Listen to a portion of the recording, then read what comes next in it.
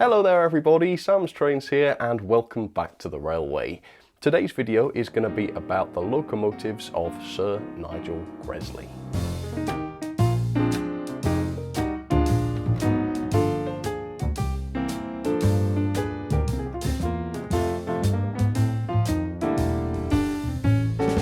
Gresley was born in 1876 and he started his railway journey as an apprentice at Crewe Works, which was a famous railway engineering facility operating in Cheshire from 1840. He then moved to the LMYR, or the Lancashire and Yorkshire Railway, in 1898 to improve his experience in drawing and design. During the time spent learning his craft, Gresley would work with famous locomotive designers such as John Aspinall and Francis Webb. In 1905, Gresley resigned from the LMYR and became the superintendent of the Great Northern Railway's carriage and wagon department. In 1911, he replaced Ivat as the Great Northern's chief mechanical engineer, and this is where our story starts. The earliest Gresley loco I have in the collection is from this period of Gresley's life, and it is this. It is the J50, originally known as the J23, and it was built in 1913, just 2 years after Gresley became chief mechanical engineer. Clearly, this locomotive is nowhere near as extravagant as some of the locos that Gresley would go on to design, but it marks the beginning of quite the journey. The J23 was mainly intended for short-haul coal traffic and shunting duties, and 102 were built in total over a period of 26 years, which seems a remarkably long time. Parts of the design did change over the years, of course, and upgraded boilers were eventually fitted to keep the design current, but the class became part of the LNER from 1923, where of course they were reclassified as J50s and also J51s, the latter having slightly smaller boilers. Sadly, none of these locos remain in preservation today. And when you first start looking at this locomotive, it's almost difficult to recognise as a Gresley loco. It doesn't have that obvious iconic grandeur that some of Gresley's later locos would have. But when you start looking a little bit more closely, the unconventionality of the loco suddenly seems to start appearing. The tanks, for instance, are very odd indeed. They almost look like a pannier tank, really, except they slope down at the front. I suppose that is quite iconic, really. And you've got this arch, a very irregular shaped arch, underneath the front end of the tank. And then, of course, the boiler and the smoke box sort of grow out of the top of this tank. And it is very, very odd indeed. And the cab is weird as well. You've got this really curved cab with the gigantic windows, which is in itself very unusual. And it's a lovely model from Hornby. This is a slightly later J50, obviously it's in the LNER colours, and it does have some lining on it as well, which makes it look quite elegant as well. So when you really start looking, yes, this does kind of look like a Gresley design. It's got quite a few of the typical iconic Gresley traits. And I think there's definitely a certain humble aspect to this locomotive. Small freight locomotive, fairly straightforward, nothing too crazy. A far cry from some of the locos that Gresley would go on to design. I'm not going to say this is one of Gresley's first projects and he wasn't very experienced and he didn't do a very good job on it, because that doesn't seem to be the case. The J50s were in service for an awfully long time. They built a lot of them over a lot of different years. It seems as though mechanically these things were just as good as anything else Gresley did. However, a lot of Gresley's locomotives made big statements, didn't they? And I think at this point in time we haven't really reached that era yet. But still, a humble beginning in some ways, but still a very lovely and enjoyable loco. And as you can see, this one from Hornby runs absolutely great. Quite a lot happened before Gresley's most famous years as chief mechanical engineer of the LNER. During his time at the Great Northern, he produced quite a few different locomotives, and one particular favourite of mine is this one. It is the Great Northern N2 locomotive. These were suburban tank engines introduced 7 years after the J50, and I think that these locos display a certain elegance that Gresley would go on to be very well known for, a certain elegance that the J50 was perhaps missing a little bit. 107 of these were built during the 1920s, and they featured Stephenson's valve gear rather than the Walschaerts valve gear that many of Gresley's most famous engines would go on to use. They could be seen hauling short passenger trains around the King's Cross area, as well as up in Scotland around Glasgow and Edinburgh. Although all of these locos had been withdrawn from service by 1962, one N2 does survive today under preservation. And like I say, I think this is more obviously a Gresley design. It doesn't have all of Gresley's telltale features. I think this is quite a conventional looking locomotive compared with some, but there are things that give it away, such as its generally elegant look, and of course the livery plays a part in that elegance as well. This Great Northern green livery shares quite a lot with the LNER Doncaster and apple greens that we would see later on. It's still got that beautiful white and black lining, and the colour of green is quite similar too, I suppose. The lettering is very similar to what we would see from the LNER, except the underframe has this sort of deep reddish brown colour, which is unlike the LNER, so it's still distinguishable in its way, but you can certainly see the way these locos are trending towards the LNER ones that you just know are coming soon. This loco is made by Hornby, although before that it was made by Airfix and Mainline. It's quite an old loco really, so the level of detail isn't absolutely tremendous, but I think the livery is enough to make this look pretty good, and it's not a bad runner either, so let's get it up and running and see what it looks like in motion. And I think this one is definitely a lot more elegant. You know, the passenger livery, the 062 wheel configuration, I've always loved that. Yeah, it's actually a gorgeous, gorgeous loco. Always one of my favourites, this one.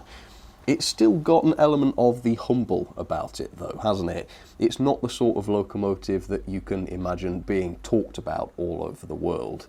At least until Thomas and Friends came along, because any Ryan fans will probably recognise this. But no, at the time, this was just a straightforward passenger locomotive, not too different from the likes of other chief mechanical engineers from other railways. But as I'm sure you can well imagine, the same cannot be said for some of the other locos coming up. If you like your little humble locomotives, then this video is probably going to take a bit of a downturn for you, because that's not what's coming up next. Now we're going to jump ahead a couple of years to one of the very final locomotives that Gresley would design for the Great Northern Railway. It's also easily the most famous as well. It is this, the Great Northern Class A1 locomotive.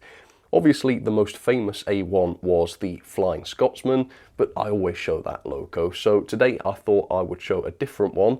This one is Doncaster, and Gresley himself was very heavily associated with Doncaster, as it was here that so many of his most famous locomotives were built. The first A1 was number 1470 Great Northern, and it entered service in 1922. This was designed for mainline passenger work, and it was intended to be faster and more effective than the locomotives it replaced. This would then be followed by a further 50 A1 locomotives, including of course this one, Doncaster, and of course the most famous of them all, Flying Scotsman. The design would later be revised and improved, which eventually led to their reclassification as A3s, but this wouldn't happen until 1928. Today, only one A1 remains under preservation, and it is, of course, Flying Scotsman. And here is Doncaster up close and personal for you. Not only is it highly appropriate, being named Doncaster, but it's also the best example of an A1 I have in the collection, because it's been recently revamped by Hornby. It's got a better finish, a better running plate than any of the others, in my opinion. And at least as far as this video goes, this loco marks the birth of Gresley's absolutely iconic design language, and of course the elegance that his locomotives would be known for. Just the body shape of this loco looks so elegant, made even more so by the livery of course, and also for the first time in this video we can see the Walschaerts valve gear, which Gresley's most successful locomotives all seem to have. This is of course in the LNER green, which is similar, as you can see, to the Great Northern, except now we've got the black underframe detail with the red lining, which looks gorgeous, and there's perhaps even more complexity in the Loco bodywork as well. Yeah, it's a tremendously beautiful locomotive, and the A1, unlike quite a few of Gresley's later works, is still quite a conventional looking locomotive. It may be more elegant and more handsome than Locos from other designers, but at least it follows the same general format. Some of the Locos we're going to see later on very much deviate from the traditional format, and we're going to see those in just a second. For now though, let's get this one up and running. And I think it's really easy to see why the world really went mad for these things. Not only were they marvellous in terms of mechanical design, but they were absolutely amazing to look at as well. And when Scotsman set that 100 mph world record, it must have just been insane. It's hard to imagine how that must have gone down, because of course today we've got trains that go a couple of 100 miles an hour. We've got commercial passenger planes which go at ridiculous speeds. We've got amazing cars and such. Back in the 1920s though, things were very, very different, and 100 miles per hour must have felt like an insane achievement. And I know that if I'd been alive in those days, I would be just desperate to get onto the railway and to go at 100 miles per hour or to experience that kind of high speed. Absolutely insane. But yeah, beautiful, beautiful locomotive. This Loco from Hornby, Doncaster, one of the finest A1s in the collection. Absolutely love it. In 1923, the Great Northern Railway was no more. It had become part of the LNER in a process known as grouping. And grouping was when loads of small railway companies were grouped together into 4 much larger railway companies known as the Big Four. And the LNER was one of the Big Four, and it was the one that the Great Northern became a part of. However, like I say, a lot of different railway companies became part of the LNER, and many of them had chief mechanical engineers of their own. So it wasn't a dead cert that Gresley would become the chief mechanical engineer of the LNER. Robinson of the Great Central Railway was actually favourite to be chief mechanical engineer, but because he was getting on in years, Gresley was chosen, and it's a good job he was, otherwise some of his most famous work would never have been done, most likely. This was a design that he came up with in 1929, and it's possibly Gresley's strangest ever locomotive. It was the W1 Hush Hush, and this was an extremely unconventional locomotive, as you can clearly tell by its appearance really, and unlike many of Gresley's locomotives, this one was not a success. The Hush Hush was very much an experiment in high pressure steam, and it used a high pressure 450 psi Yarrow marine boiler, which was partially responsible for the very odd shape of the Loco. Ultimately, it never performed too well during tests though. It was unremarkable, but also highly non-standard and used all completely different parts and such than other locomotives. And so it was eventually rebuilt into a more conventional locomotive in 1936, which quite sadly put an end to this fascinating looking experiment. And as you can see, this locomotive is a complete departure from the other locomotives that we've seen so far today. Yes, in terms of design, but mainly in terms of the aesthetic and the shape. I think that was obviously intentional. This locomotive was supposed to make a splash. It was supposed to turn heads. And so this very unusual sort of battleship grey was selected, completely different from the LNER and Great Northern Greens that we've seen. It's got the silver banding around the oddly triangular shaped body. I think you can still see a bit of Gresley in it. I think the general shape of the body is a little bit like the A1, but obviously the rest of the Loco is completely unlike. The front end in particular is very strange. The whole smoke box area is completely unlike anything else really Gresley designed. And the Loco did become quite famous. I mean, can you imagine going to the railway one day expecting to see an N2 or perhaps an A1, and instead it was the day that this Hush Hush was brought out onto the rails for the first time, and this is what you saw instead. It must have been a very, very strange experience indeed. But still, it's a cool model from Hornby, a very, very interesting one to own, and also quite a decent runner. So I think with that, we'll get this thing up and running. And this one really is something different, isn't it? It's like something from an alternative steampunk history or something. Can you imagine if this had have been a successful experiment and hundreds of these were built and these were seen all over the LNER layout? How strange that would have been. But here in model form, they're still fantastic machines, just as good as the rest as far as I'm concerned. They look fantastic, they run very, very nicely, and of course they can haul decent passenger trains. And even though not very many people would have travelled via Hush Hush, models give us a chance to imagine what it might have been like if things had turned out differently. And also, these models from Hornby have really brought the Hush Hush to the forefront of people's minds. Before Hornby's Hush Hush, this Loco wasn't really talked about. I'd barely even heard of it. So it's amazing what models can do. They've really resurrected an old locomotive that was largely forgotten. As the 1930s rolled around, 1934 saw Gresley introduce yet another incredibly bizarre and unique locomotive. And that was this, the P2 Loco. Like the Hush Hush, this Loco was incredibly large and incredibly unusual looking, but it wasn't quite as experimental. It had a standard boiler pressure of 220 psi, although the valve gear obviously looks a little bit different because this one has the Lenz rotary cam valve gear and obviously a 282 wheel configuration, which is unlike anything else from Gresley really. The P2 was intended to be a mighty express passenger locomotive capable of hauling heavy consists over the difficult and hilly terrain in Scotland. And the design was a success as well. They hauled the heavy trains with impressive acceleration and decent speeds until the Second World War came along. The war made things very difficult for the railways, and there were concerns over maintaining a relatively non-standard loco such as the P2 over such a rocky period. Ultimately, the class was rebuilt by Edward Thompson in 1943 for a variety of reasons. It wasn't just this, and like the Hush Hush, the P2 became a much more conventional and largely unremarkable looking locomotive at the end of it. Today, none have been preserved, although of course there is a new P2 under construction, which is very, very exciting.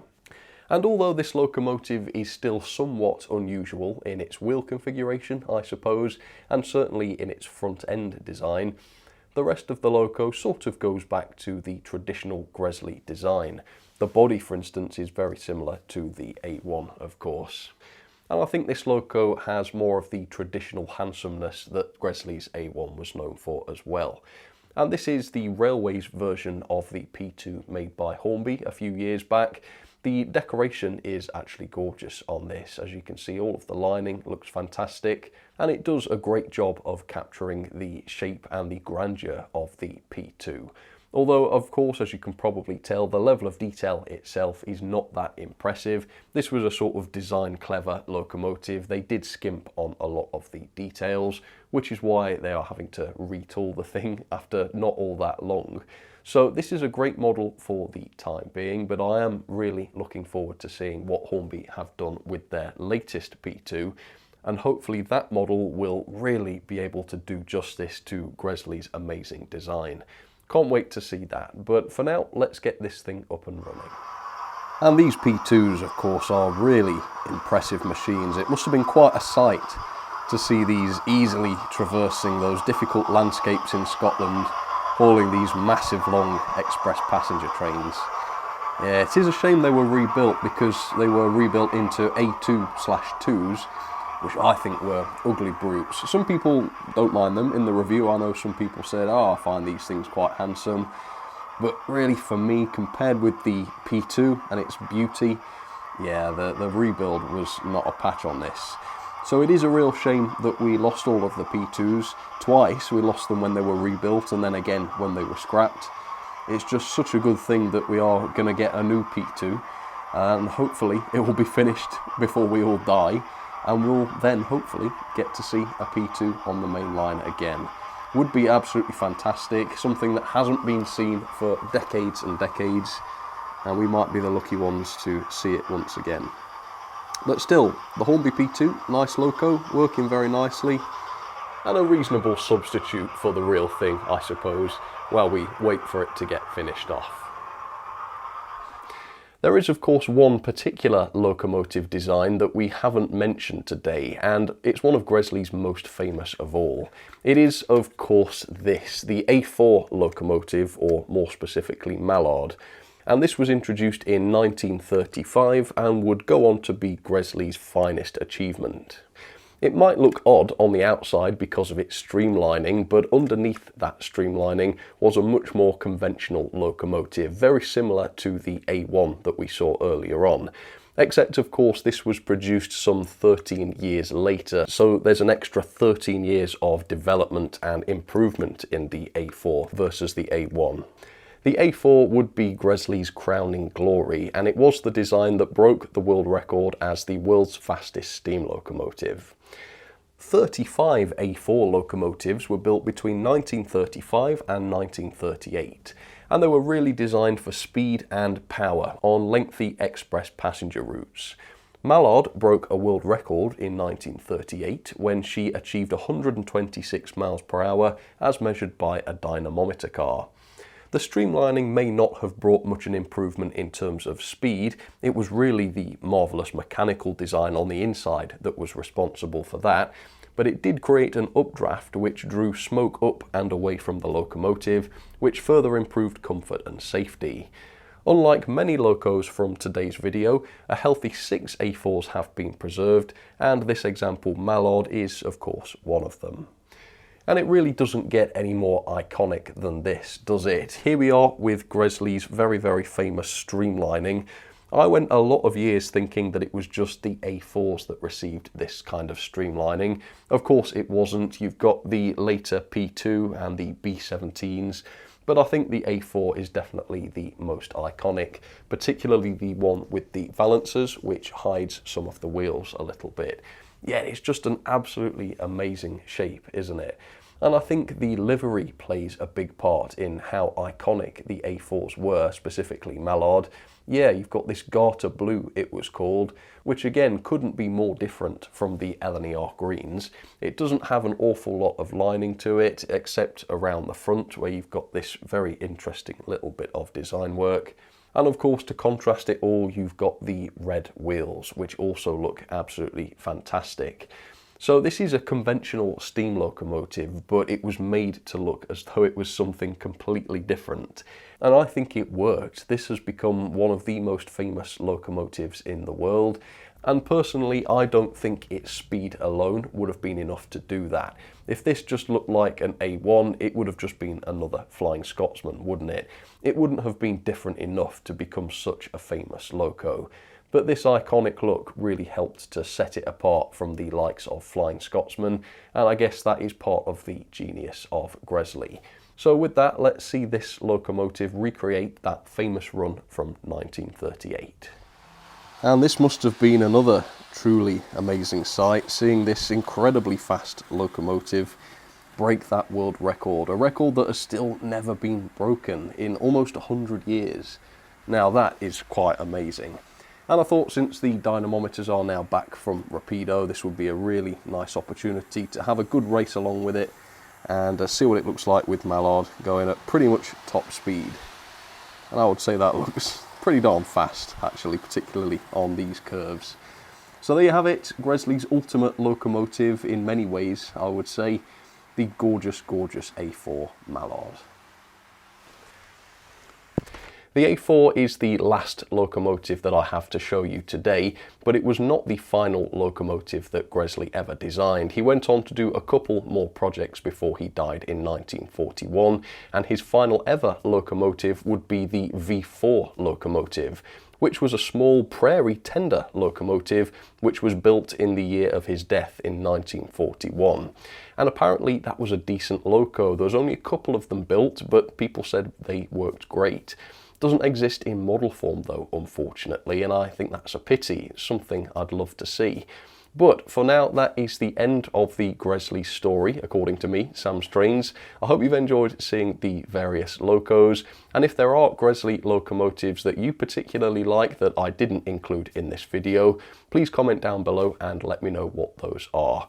But for now, from me and the Locomotives of Sir Nigel Gresley, thanks again for watching, and I'll catch you on the next one. Cheers, folks.